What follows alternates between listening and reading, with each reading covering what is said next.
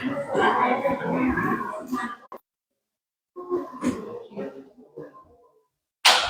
billahi minasyaitonir rajim. Bismillahirrahmanirrahim. Innal hamdalillah nahmaduhu wa nasta'inuhu wa nastahdihi wa nastaghfiruh wa na'udzu billahi min shururi anfusina wa min sayyiati a'malina. May yahdihillahu fala mudilla lahu wa may yudlil fala hadiya lahu. Asyhadu an la ilaha illallah wahdahu la syarika lahu wa asyhadu anna Muhammadan 'abduhu wa rasuluh la nabiyya wa la rasula ba'dah. Bapak, ibu-ibu, jamaah Masjid At-Tahir yang insyaallah dirahmati Allah Subhanahu wa taala. Puji syukur kita panjatkan kehadirat Allah Subhanahu wa taala yang atas nikmatnya yang begitu besar kita masih dikasih kesempatan untuk berkumpul menjalin tali silaturahim sekaligus dengan niat belajar agama Allah Subhanahu wa taala, yang mana semua ini insyaallah ada ganjarannya yang besar ya. Insyaallah.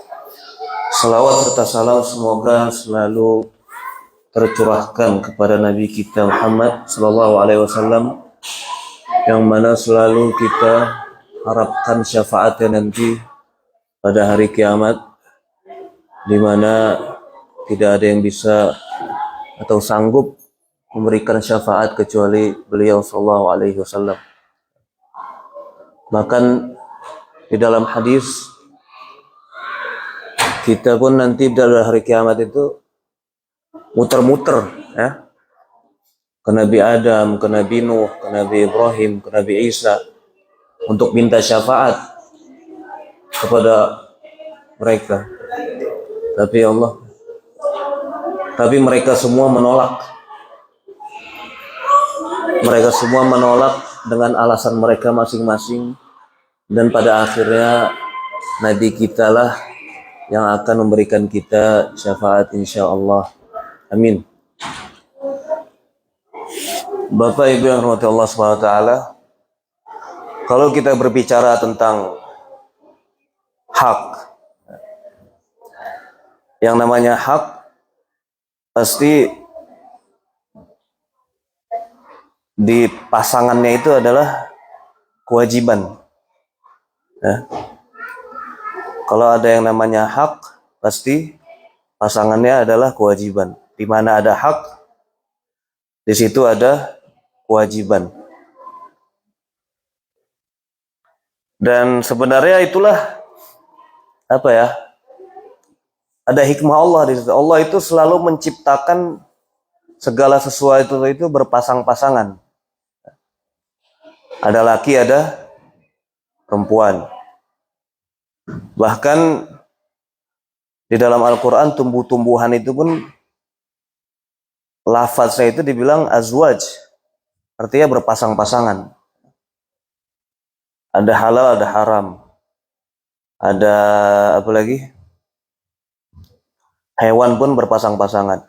Nah, para ulama mengatakan bahwa hikmah dari berpasang-pasangan ini itu agar menunjukkan kepada kita bahwa kalian itu semua makhluk dan kalian itu butuh pasangan.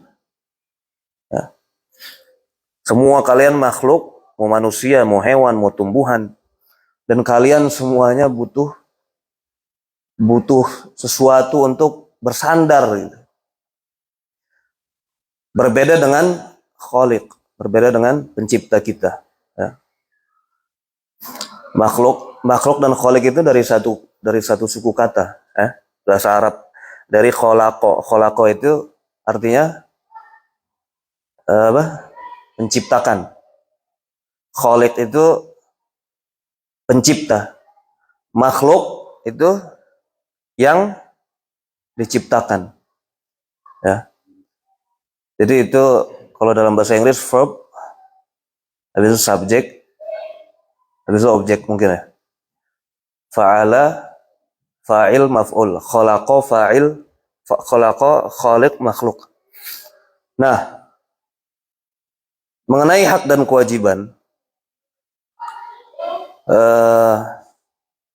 di Indonesia itu kadang kalau kita berbicara tentang hak dan kewajiban, banyak, atau berbicara tentang hak ya, banyak dari orang kita itu nggak paham. Berbeda dengan di sini. Di sini ini ya insya Allah kita semua paham. Dari kecil anak-anak sini udah tahu namanya hak. I have my rights, I have my rights gitu kan. Selalu didengungkan seperti itu. Saya punya hak saya. Kalau di Indonesia kita ngomong kayak gitu, I have my rights.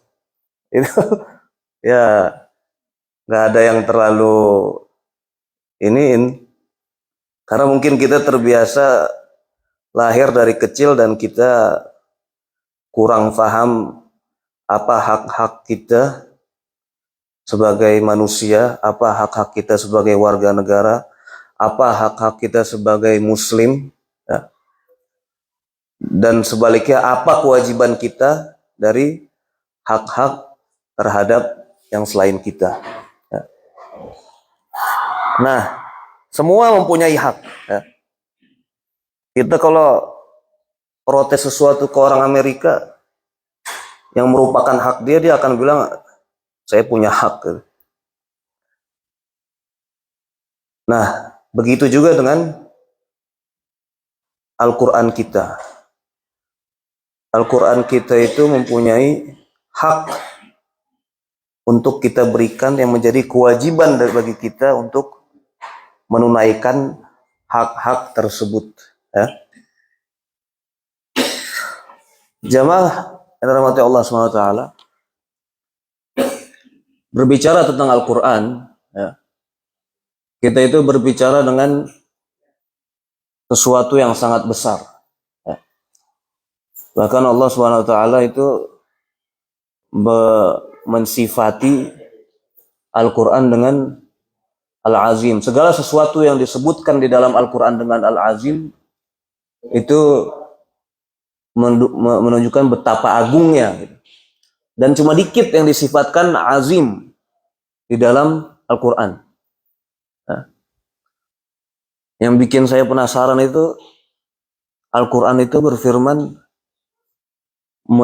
mendeskripsi singgasananya Balqis, ininya rivalnya Nabi Sulaiman. Al-Quran bilang walaha arsyun azim, dia mempunyai singgasana yang azim, yang agung. Itu maksudnya di antara hal-hal lain yang disifatkan al-azim, mungkin cuma itu yang yang istilahnya ada di depan mata kita. Kita bisa melihat singgasana orang. Kalau yang lain Allah mensifatkan Al-Quran azim, kita tahu karena itu kalamullah. Atau Allah mensifatkan dirinya azim, agung. Tapi Allah mensifatkan bahwa Bilqis itu mempunyai arsh azim, walaha arsyun azim. Itu yang saya kalau baca Quran tuh suka penasaran. Semegah apa dan seagung apa singgasananya Bilqis. Al-Quran ini Bapak Ibu rahmatullah SWT, apapun yang istilahnya berinteraksi dengan Al-Quran, maka dia jadi yang istilahnya terbaik, yang mulia. Ya. Contohnya apa? Ya, contohnya zaman atau waktu. Kapan Al-Quran diturunkan? Pada bulan apa? Bulan Ramadan. Maka bulan tersebut jadi mulia. Al-Quran diturunkan pada suatu malam. Maka malam itu jadi mulia. Namanya malam Lailatul Qadar. Al-Quran diturunkan oleh malaikat Jibril. maka jadi malaikat yang paling mulia. Al-Quran diturunkan kepada seorang manusia, maka manusia itu menjadi orang yang paling mulia. Al-Quran diturunkan kepada suatu kaum, maka kaum itu menjadi kaum yang paling mulia. Ya, umat Nabi Muhammad ini kan disifatkan di dalam Al-Quran, kuntum khairu ummah, umat terbaik. Pokoknya semuanya yang berkenaan dan berinteraksi dengan Al-Quran, dia mau nggak mau langsung jadi mulia. Kita kalau punya anak aja, dia mulai ngafal 1 surat, 2 surat, kita ngelihatnya langsung beda, mulia. 3 surat, 4 surat, 1 juz, 2 juz, 3 juz, 4 juz, 5 juz, sampai akhirnya 30 juz. Kan pandangan kita langsung beda gitu. Makanya disebutkan apapun yang berinteraksi dengan Al-Quran, ya, itu menjadi terbaik dan mulia.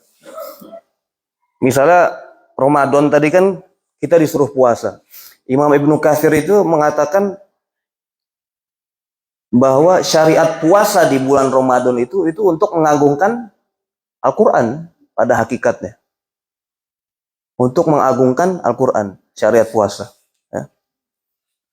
Al-Quran wasiyam yashfa'ani yaumal qiyamah. Dan Al-Quran, kata Nabi, memberikan syafaat pada hari kiamat. Ya. Kemudian orang-orang yang menghafal Al-Quran, ya, itu Rasul bilang apa? Innalillahi, sesungguhnya Allah itu mempunyai keluarga, ya, di antara manusia. Innalillahi ahlan, mempunyai keluarga. Ya. Keluarga ini kan istilahnya di antara semua relasi kita, dia yang paling dekat dengan kecintaan. Betul nggak? Makanya Nabi bilang Allah itu punya keluarga. Siapa itu? Hum ahlul Quran, kata Nabi. Mereka lah orang-orang penjaga dan menghafal Al-Quran. Ahlullahi khassatuh. Keluarga Allah dan spesialnya Allah, istilahnya gitu. Ahlullahi wa khassatuh. Orang-orang spesial bagi Allah. Jadi kalau ngomongin hafid Quran, hifz itu kan artinya selain menghafal juga menjaga. Jadi orang-orang yang menghafal Al-Quran, dia menjaga. Hafal itu kan dari bahasa Arab, asli dari hafaz. Kalau bahasa Malaysia, mungkin ada orang Malaysia, mereka nggak bilang hafaz Al-Quran. Di bahasa kita jadi berubah jadi hafal. Banyak di bahasa kita itu dha jadi lam, zuhur jadi lohor, hafaz jadi hafal. Nah, jadi para hufaz itu, para penghafal Al-Quran itu secara tidak langsung adalah para penjaga, ya, penjaga Al-Quran. Dia yang menjaga kalamullah, dia menjaga kalamullah. Makanya orang-orang yang hafal Quran itu betapa mulianya mereka, karena dia menjaga apa kata-kata Allah, menjaga kalamullah. Ya. Keagungan Al-Quran tadi yang sebagaimana Anda sebutkan, begitu banyak di dalam Al-Quran, bahwa Al-Quran itu disebutkan dengan azim. Ya. Dan kita nih muslim, mukmin, keadaan kita dengan Al-Quran itu berbeda-beda. Ya. Ada yang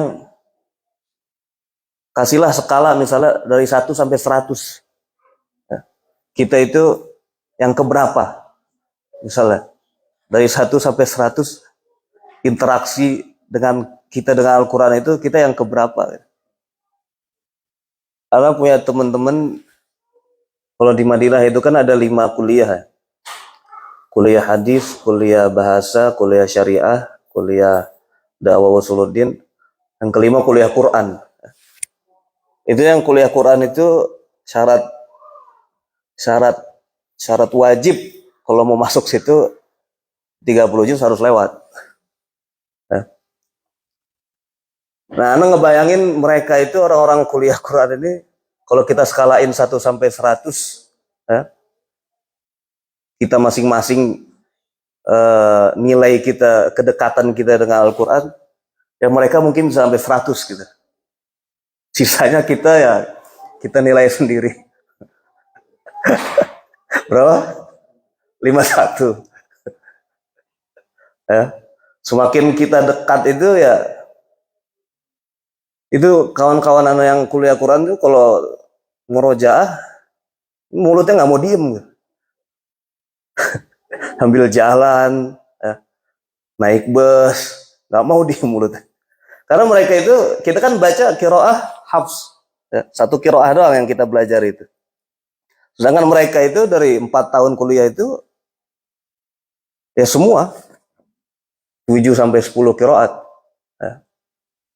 Tuh makanya saya skalain tuh 100 gitu. Bukan 10. Kalau 10 terlalu kecil. Ini 100. Yang angka 100 itu yang bisa sampai 10 kiroat loh.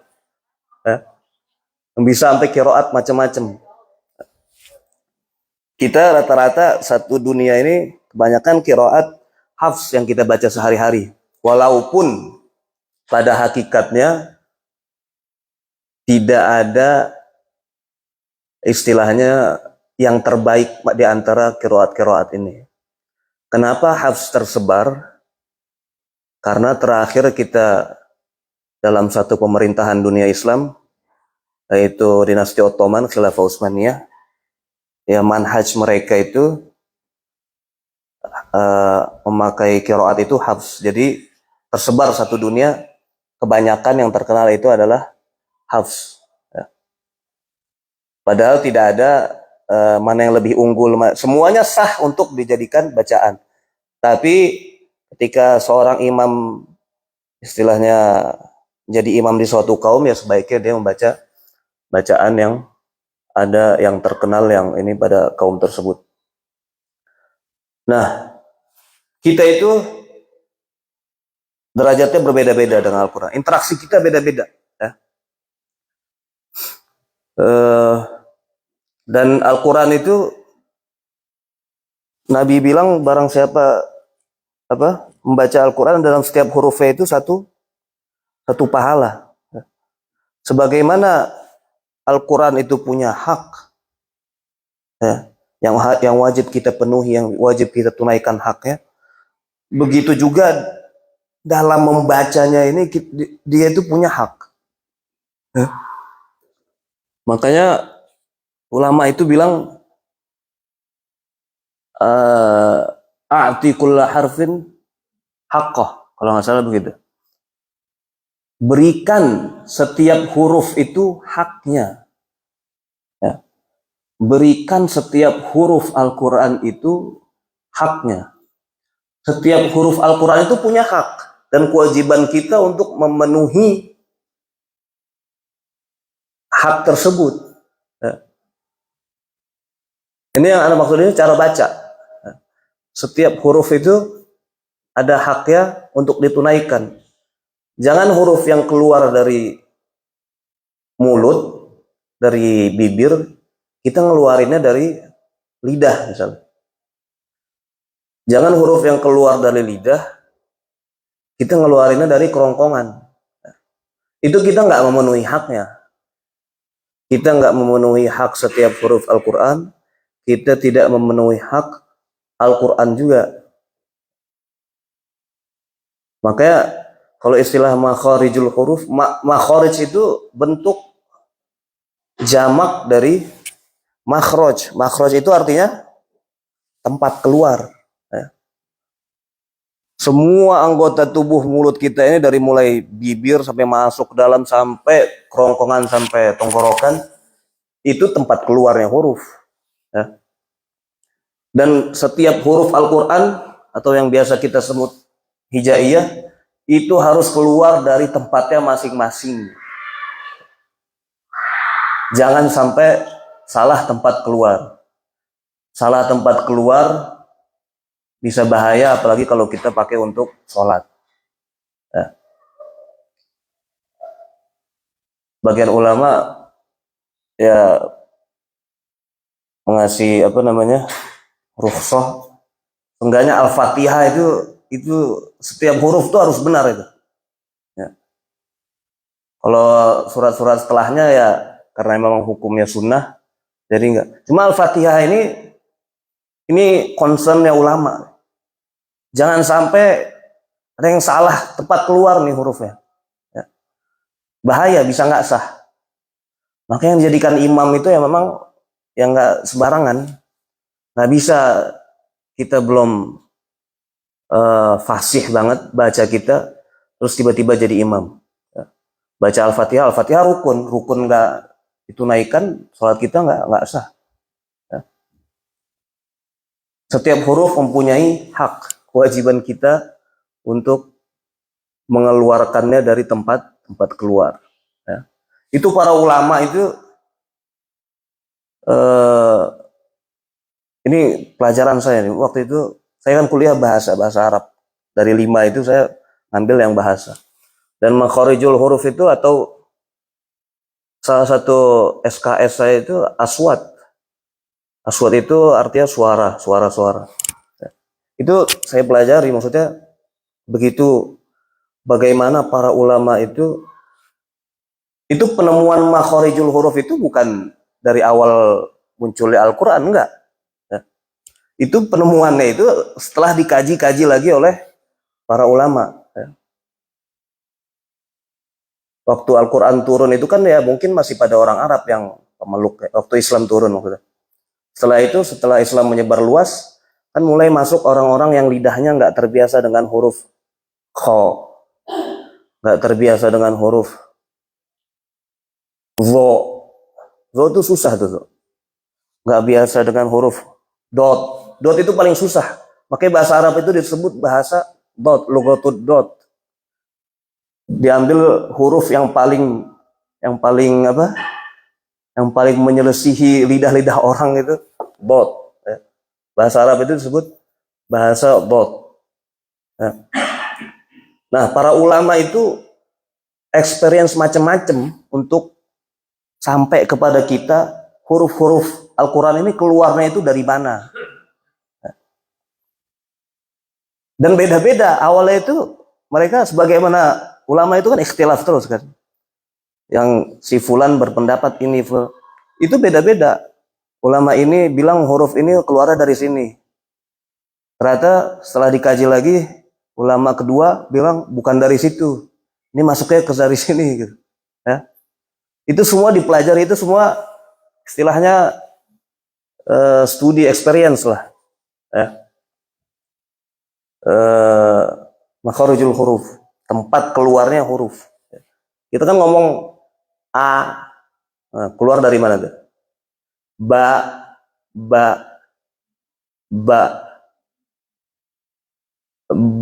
Ba itu dari apa? Bibir ya.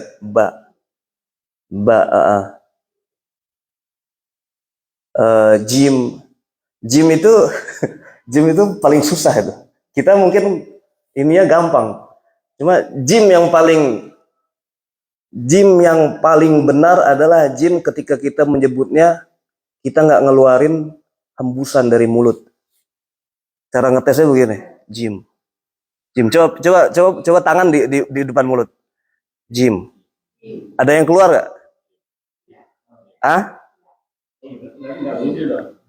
Maksudnya ada apa? Hembusan yang keluar dari mulut. Jim. Coba ibu ini. Jim. Ja. Rata-rata pasti ada. Ya. Sedangkan yang sah itu nggak ada. Ya. Itu begitu detailnya huruf Al-Quran dan begitu kita itu emang diminta ya. Maksudnya Quran ini emang sudah sepatutnya jadi concern kita. Ini baru ngomongin satu huruf. Ya. Oke, kita disuruh belajar tajwid. Tajwid itu untuk anak-anak yang lagi belajar tajwid itu ilmu yang paling pertama turun setelah Al-Quran diturunkan. Ilmu yang paling pertama turun setelah Al-Quran itu adalah ilmu tajwid. Ya. Setiap huruf ada hak ya, yang wajib kita tunaikan. Ya.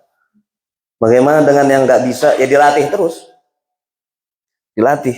Ya, emang mereka yang bisa itu mereka latih terus bertahun-tahun itu. Teman saya itu ikut mau ngambil sanad sertifikat baca Al-Quran ilmu tajwid itu di Jordan 2 bulan cuma buat Al-Fatihah. 2 bulan di Jordan cuma buat Al-Fatihah. Nah, saking ini emang bukan nggak sepele gitu. Kita karena sehari-hari mungkin baca Al-Fatihah udah berapa kali, 17 kali. Cuma aslinya nggak sepele. Dan kita wajib menunaikan haknya. Ya. Nah, Al-Quran ini turun dengan bahasa apa, Pak? Bahasa Arab. Bahasa Arab pada saat Al-Quran turun, mukjizat Al-Quran yang paling utama itu bahasa. Mungkin kita kalau nggak paham bahasa Arab, kita nggak terlalu sadar dan paham gitu. Cuma saya tuh merasakan sendiri betapa apa ya? I'jazul Quran itu kata ulama, mukjizat Al-Quran itu ya emang bahasanya. Bahasanya itu kalau bahasa kita ya kayak nyihir gitu. Pada saat zaman diturunkan. Padahal itu bukan sihir. Malah itulah yang dijadi bahan ejekan para kufar Quraisy, para dibilang Nabi Muhammad tukang sihir. Ya. Saking bahasanya itu sangat kuat. Ya. Jadi pada saat Al-Quran turun itu orang-orang Arab Badui itu dalam keadaan sastra yang paling tinggi. Dia itu padahal dia itu sehari-harinya cuma ngelihat gunung pun dari batu gitu. Panas, sisa-sisa bangunan yang udah rusak kena angin segala macam. Ya. Itu semua karena tabiat gurun itu mereka tuh bisa mempunyai bahasa yang luar biasa, yang dalam. Bahwa apa kalau maksudnya mempelajari itu bakalan takjub. Sebagaimana orang-orang Eropa itu ketika mempelajari sastra Arab itu takjub. Jadi mukjizat Al-Quran itu yang paling utama adalah bahasanya. Bahasanya itu tinggi. Saking tingginya, ya, waktu Nabi sudah diutus oleh Allah. Nabi diutus oleh Allah umur berapa? Bukan? Ada yang tahu? Ada yang tahu, Bu? Nabi diutus oleh Allah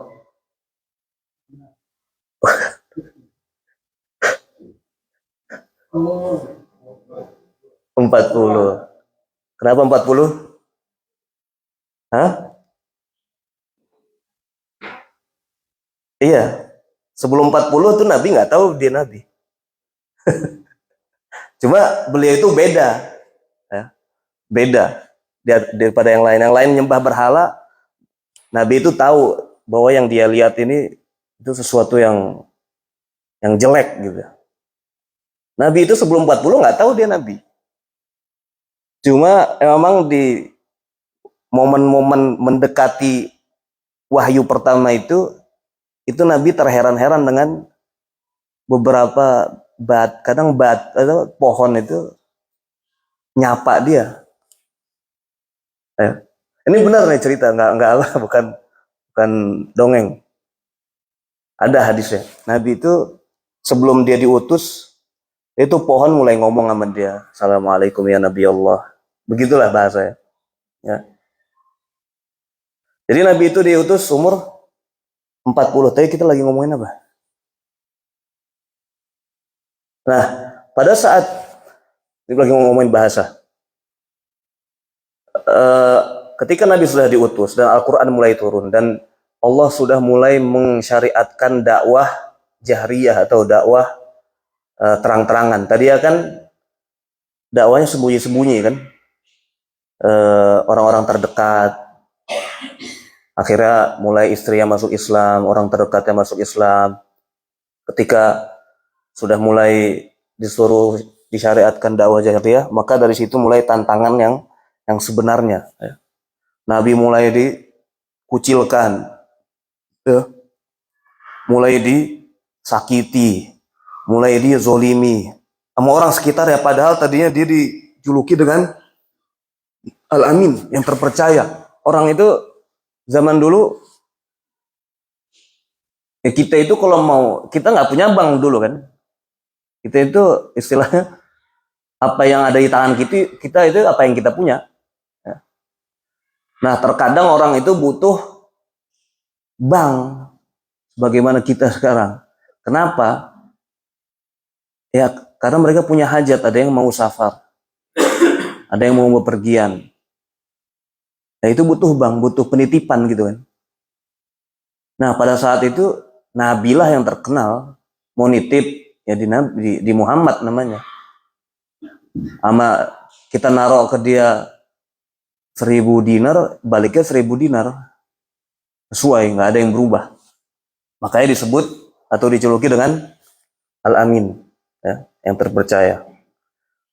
Tapi setelah mulai Nabi dakwah terang-terangan, yang tadi disebut terpercaya menjadi apa? Sebutan mereka orang gila, ya, penyihir, penyair, ya. Apalagi. Nah, kekuatan bahasa Arab itu, jadi pada saat itu Al-Quran itu mulai turun dikit-dikit. Ya.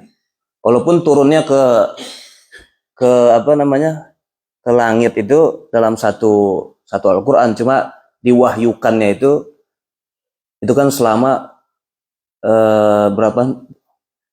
Selama 23 tahun Nabi diutus, ya. Dikit-dikit. Al-Quran mulai turun. Itu para penyair, tadi bahasa Arab itu, yang tadi saya bilang sastranya itu tinggi. Nah, orang yang paling menguasai sastra itu disebut penyair. Ada penyair fulan, penyair fulan, penyair fulan, ya. Penyair fulan. Mereka itu apa yang keluar dari mulutnya itu jadi syair. Ya. Dan itu saya pelajari di kuliah itu saya pelajari. Syair-syair dari zaman sebelum Nabi itu saya pelajari. Ya. Jadi apa? Jadi pelajaran wajib. Bagaimana murninya bahasa dulu gitu. Ya. Nah, ketika Quran turun, itu tuh orang Quraisy itu bingung. Kita ini orang paling fasih, sastra paling tinggi. Terus Muhammad tiba-tiba ngaku nabi dan dia bilang apa yang dia sampaikan ini Al-Quran atau kalamullah, kalamnya Allah. Maksudnya kayak tersaingi gitu loh. Ini sastra paling tinggi, tiba-tiba ada Al-Quran. Saking Al-Quran itu addiktif istilahnya pada saat itu bagi orang Arab, bahkan yang kafir sekalipun. Jadi ini cerita seru banget. Nabi itu tiap malam baca Quran. Nah, ada 2 orang Quraisy yang dia itu hina Nabi, benci Nabi. Si A dengan si B, saya lupa namanya. Yang salah satunya tokoh Quraisy terkenal lah. Cuma lupa namanya. Itu dia saking penasarannya dan addiktifnya itu Al-Quran. Si A ini malam-malam gelap kan, nggak ada lampu. Dia ke tempat Nabi, ke rumah Nabi. Cuma untuk apa? Ngedengerin ini yang bahasa yang turun. Nyampe, cuma nggak nyampe, nggak masuk rumah Nabi, cuma dengerin dari luar. Habis itu pas lagi dengerin, tiba-tiba denger ini ada pijakan kaki. Ternyata si A ketemu si B. Si A ketemu si B. Ditanya, ente ngapain di sini? Gitu. Ane cuma mau denger apa yang disebut Muhammad sebagai kalamullah, kan? Yang disebut dengan Al-Quran. Lah ente ngapain di sini? Sama, Ane juga mau denger. Terus mereka bersepakat untuk apa? Untuk jangan datang lagi. Udah, ini khilaf kita. Ente jangan ngasih tahu siapa ane datang. Ane nggak ngasih tahu siapa ente datang. Udah, selesai di sini. Kita selesai. Deal. Besoknya si A datang lagi ke rumah Nabi. Ketemu lagi sama si B. Ente ngapain lagi di sini, gitu dia. Ente ngapain lagi di sini? Kan kemarin kita udah deal, nggak mau ketemu lagi, nggak mau kesini lagi. Hanya cuma mau denger. Akhirnya mereka apa? Deal lagi, supaya apa? Udah, ini terakhir. Ente jangan kasih tahu siapa-siapa ane datang ke sini. Ane nggak ngasih tahu siapa-siapa ente datang ke sini. Ya. Besoknya apa? Terjadi lagi. Sampai 3 kali.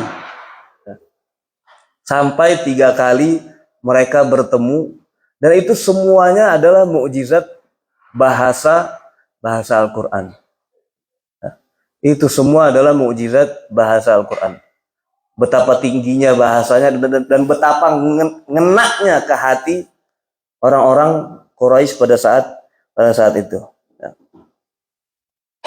Jadi ya, maksud saya di sini, kita itu seharusnya jangan pernah ada liburnya dengan Al-Quran. Ya. Yang belum bisa baca, ya nggak apa-apa, nggak usah minder gitu.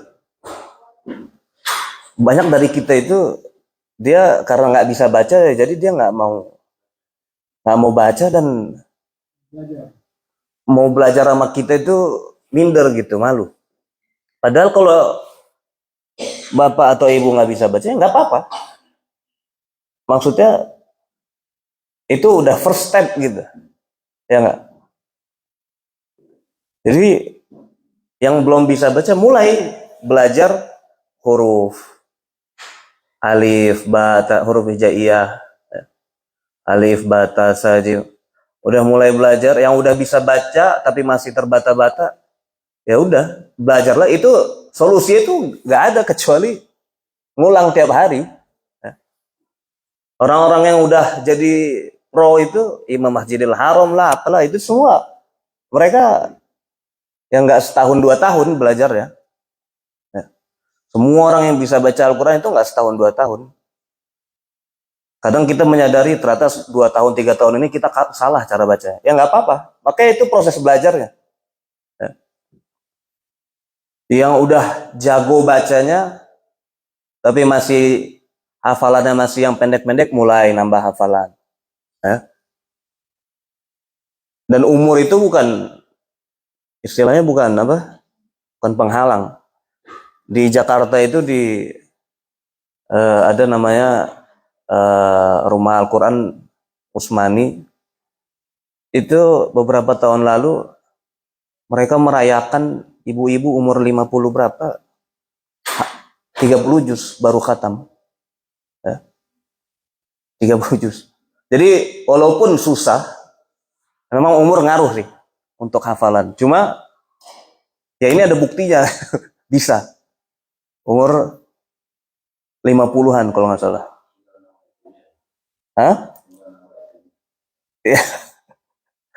Jadi apalagi memang untuk hafalan itu ya semakin muda semakin kuat. Tapi bukan menjadi alasan untuk kita diam saja gitu. Yang punya anak ya betul, maksudnya disekolahkan di sini, diajarkan Al-Quran, itu bakal kayak apa ya? Kayak batu gitu di dalam otaknya. Apa Al-Quran? Jadi semua kita itu punya kewajiban masing-masing. Yang belum hafal, yang belum bisa baca, ya belajar baca. Ya. Yang belum bisa, bahkan huruf pun belum bisa, ya mulai belajar huruf. Sekarang itu semua sarana kita belajar itu udah ada. Ya. Kita tuh nggak punya alasan lagi. Ya. Nggak punya alasan. Ada yang online. Ya. Banyak itu kelas-kelas online tajwid itu, pengikutnya itu, murid-muridnya itu yang daftar itu banyak dari luar negeri. Karena mereka tinggal di luar negeri kayak kita ini.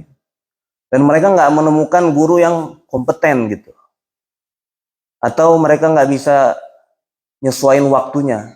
Akhirnya mereka cari di Indonesia yang online. Itu banyak banget. Teman-teman saya soalnya gurunya. Ya, dia bilang dari mana, dari negara mana. Mereka tuh butuh. Jadi kita nggak ada alasan. Ya. Mulai dari huruf. Ya. Yang sudah bisa baca, mulai ya surat-surat pendek. Yang udah surat-surat pendek, mulai surat-surat selanjutnya. Ya. Saya ini bukannya sombong ya, cuma sebagai pelajaran, waktu 2018 saya datang ke sini itu, hafalan saya itu tidak melebihi apa itu, juz ke jauh sebelum Al-Kahfi gitu. Misalnya Al-Baqarah ke surat Ibrahim misalnya. Tapi sekarang alhamdulillah. Sekarang tahun berapa? 2023, 5 tahun berarti ya. Itu saya udah melebihi Al-Kahfi jauh. Jadi walaupun saya dengan kesibukan saya itu emang saya tanam, nggak bisa berhenti gitu. Al-Quran ini nggak bisa berhenti, nggak bisa berhenti.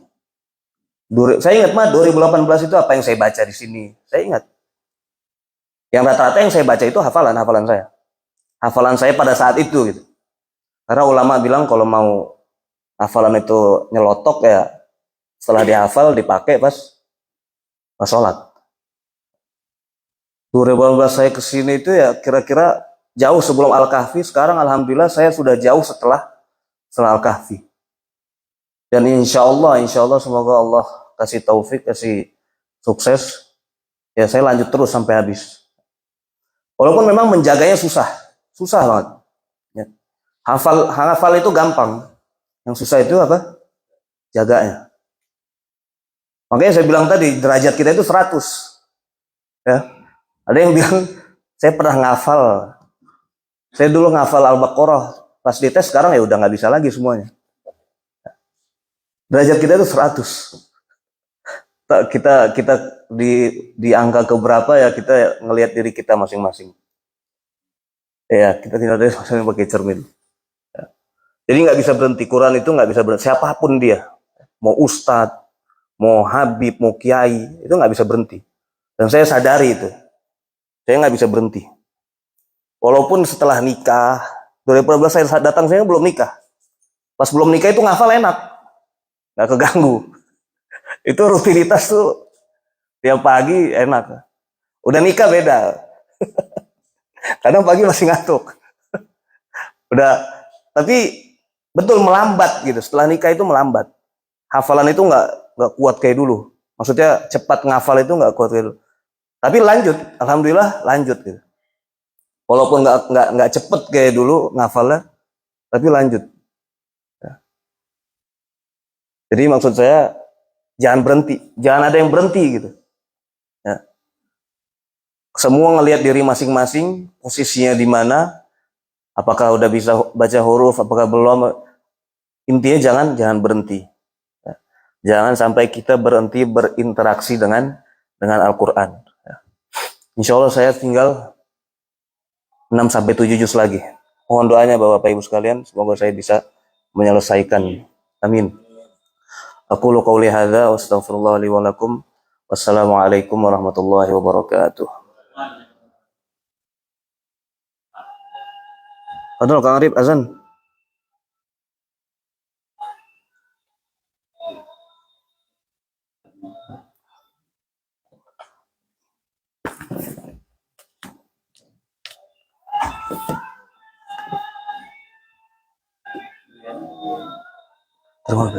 Terima kasih.